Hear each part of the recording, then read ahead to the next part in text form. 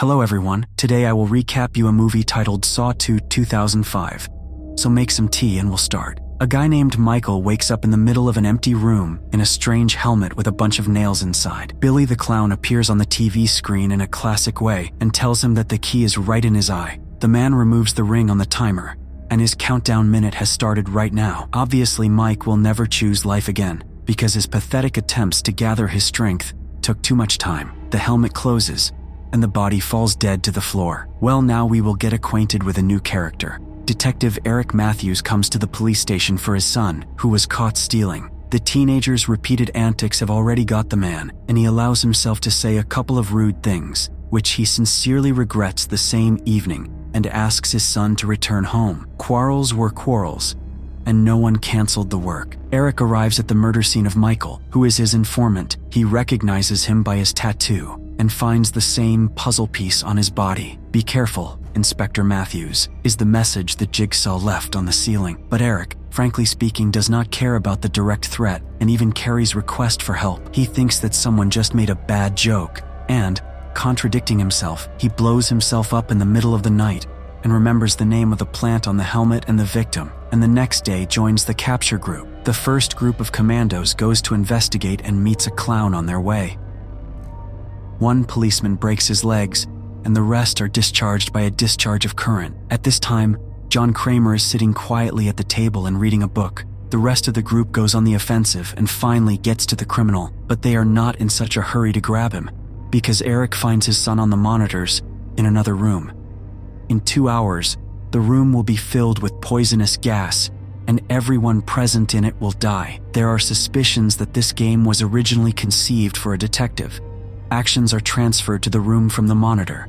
This time there are 8 people in it at the same time. Of course, no one remembers how he got here, and while all the people are panicking, the same Amanda from the last part comes to her senses.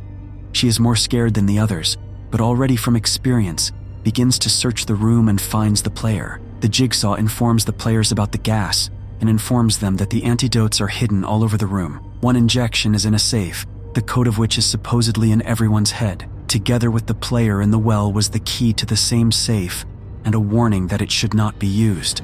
The most desperate person, without hesitation, inserts the key, turns it, and gets a bullet right in the skull. Now everyone is in a noticeable state of tension. Amanda talks about her past experiences, and it became clear that you need to play by the rules. On the other side of the screen, Eric starts freaking out and almost agrees to the terms of the Jigsaw in order to be alone and talk. Carrie advises them to just outsmart the killer because the clock is ticking and they just won't be able to solve anything by talking. Meanwhile, the guys in the room have access to one of the closed doors and they get out to explore the room together. Of course, in any group there will be the smartest, and in our case it's a guy in a white t-shirt. He decides that it's not worth wasting time on all sorts of riddles, but just moving forward. After all, they are in an ordinary wooden house. The detective sits down at Jigsaw's desk and starts playing with him. The essence of it is that Eric should sit, do nothing, and listen. The criminal says that the mosaic on the bodies of the deed is just a sign that they lacked something. And while Eric is talking to the old man and running for his water, the guy in the white t-shirt still decides to crack the door marked exit.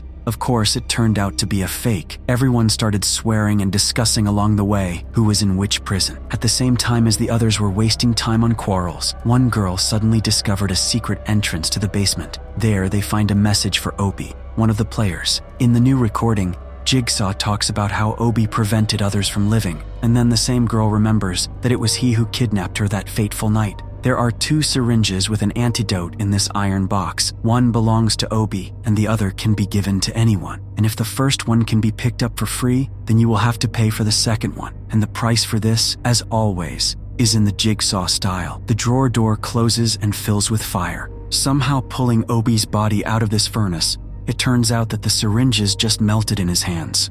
The old man again begins his conversations about death, and that he has not killed a single person in his entire life. Everyone has decided their fate for themselves. Apparently, our maniac got a little carried away and decided to tell Eric his sad story. This is good for those who do not know when the clock will stop, but he started acting not because of illness, but after a failed suicide attempt. His body could not cope with cancer, but he was able to survive after falling off a cliff. Since then, he has been researching human nature. Eric doesn't listen again and just asks for his son back. At this time, Daniel begins to ask Amanda how she survived and why she got here again. They talked about the past for a while, and Jonas called them. The guys open a new door and the timer counts down 4 minutes. The test is designed specifically for our Jonas dealer. He has to get into the hole with syringes and find the key there. But the guy turns out to be too gentle and is afraid of getting infected with something, so he pushes Amanda there. She manages to find the key in the last seconds, but they still don't have time to open the door. Carrie offers Matthews another brilliant idea. It consists in getting the cold-blooded and extremely calm Jigsaw out of himself, destroying all his works. But as expected, the old man didn't even raise an eyebrow. On the contrary, it provokes the police even more. He asks Eric to look at the papers in another room and shows him the dossiers of people who play with his son. One day he arrested each of them and deliberately planted evidence to get them convicted. It won't be fun at all if they find out who the boy's father is. Unexpectedly, the dealer notices the number on the neck of the corpse and remembers that everyone has the code for the safe in their head. A black man enters the room and tries to make friends with him, but Jonas was a loner, so he remained that way. He kills the guy, finds out his number, and starts hunting for others. The other girls inspect the house, and one of them finds a joint photo of Daniel and Eric under the cross. The blonde chokes on blood, and Amanda grabs the boy and pulls him along to hide together from the jock, who has already examined half of the corpses and continues his hunt. Addison finds another open room with his personal assignment.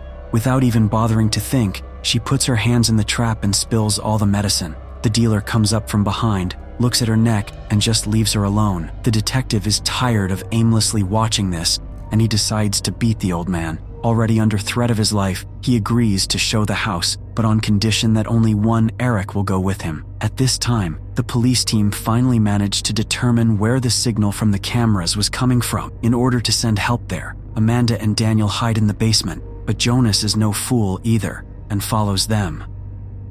Wandering through the corridors leads them to the bathroom from the first part.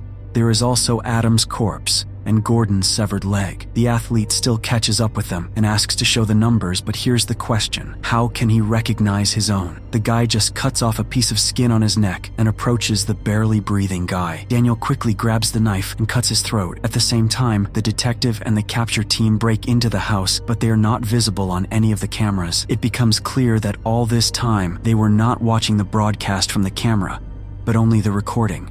A man in a raincoat and a pig mask also appears in this part.